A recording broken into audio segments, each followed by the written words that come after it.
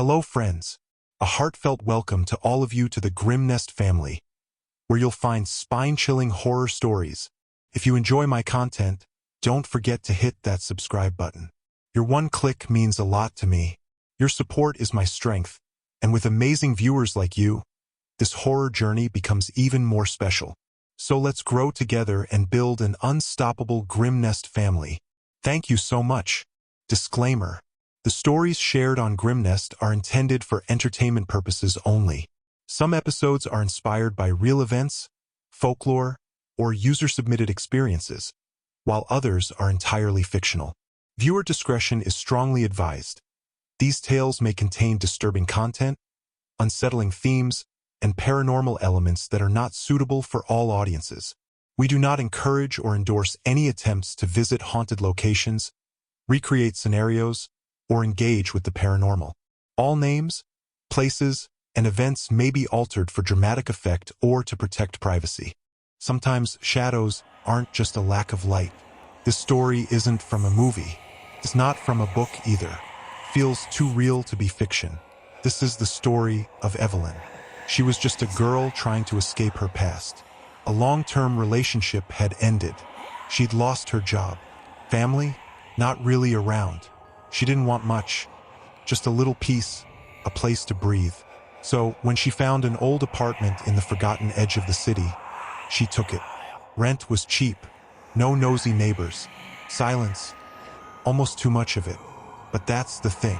Sometimes, when it's too quiet, it's not peace. It's a warning. Started small. The hallway light outside her door flickered. Old wiring, she thought. Then cold drafts in closed rooms. The smell of something burnt, like wood and ash. Strange noises beneath the bed, behind the closet, inside the pipes. Evelyn chalked it up to stress. But one night, she noticed something different. A shape moved along the wall. Not fast, not sudden, just wrong. Like smoke, forming into a figure. It didn't walk, it slithered. She blinked. It was gone. But the next night, it returned. And then another, and another. Shadows, tall, bending, crawling across the ceiling. Too many limbs, no face. They didn't come all at once. They tested her, watched her. Evelyn tried to ignore them. She told herself it was her imagination. She avoided looking into corners. She left lights on. But every time she turned away, they got closer. Every blink felt like an invitation. Every breath, like bait. Until one night, Evelyn had enough.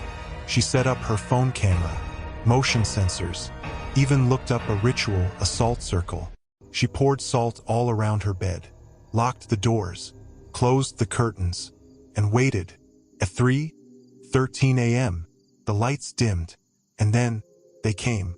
They oozed out of the walls like liquid night, long arms dragging across the floor. Some slithered across the ceiling. No faces, no eyes, just these human-shaped voids moving with purpose. One came close, closer than the others, and it whispered, "Now, you can see us." Her phone exploded in her hand. Shards cut deep into her palm. Blood splashed across the salt, and the shadows lunged, like starving animals sensing flesh. Evelyn screamed, but the next morning, everything was back to normal. No broken phone, no blood, not even a scar on her hand. But something had changed. Evelyn no longer slept.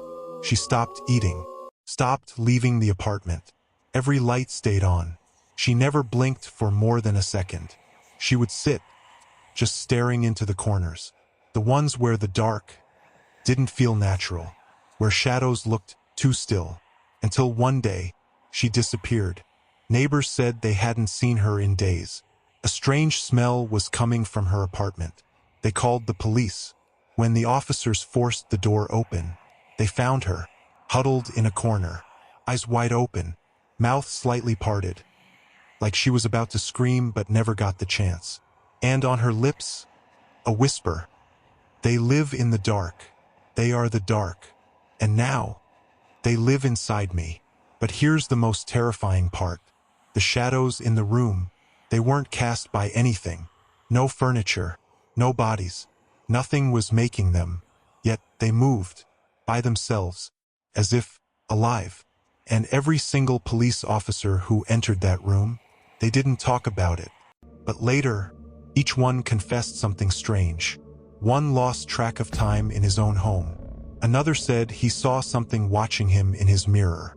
One officer quit the force entirely, saying, "I don't want to bring the dark home again."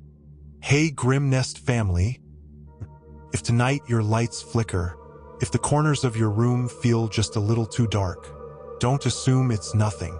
Don't look away, because the shadows, they remember you, they follow you, and once you've seen them, they never go away. Sleep tight, and maybe keep one light on, just in case. The shadows come for you.